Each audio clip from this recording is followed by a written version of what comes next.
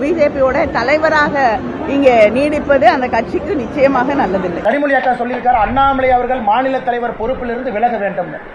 ஒருவேளை கனிமொழி அக்கா பிஜேபிக்கு வர மாதிரி இருந்தா பரிசீலனை பண்றாங்க.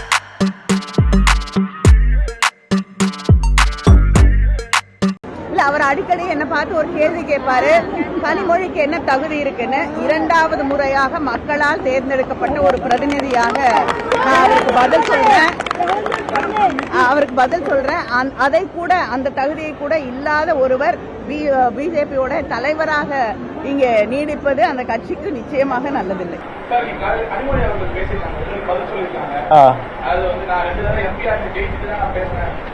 எங்க அப்பா அரசியல் இல்லைன்னா, எங்க அப்பா பேர் குப்புசாமிங்கண்ணா, விவசாயம் பண்றாரு. சொல்றேன் கேளுங்க. எங்க அப்பா பேர் கருணாநிதி இல்ல, அவர் 6 டைம் எம்எல்ஏவா இல்ல, 7 டைம் எம்எல்ஏவா இல்ல. எங்க அப்பா தோட்டத்துல ஆடு மாடு மேய்ச்சு விவசாயம் பண்றாரு, ஒரு பையன் நானு.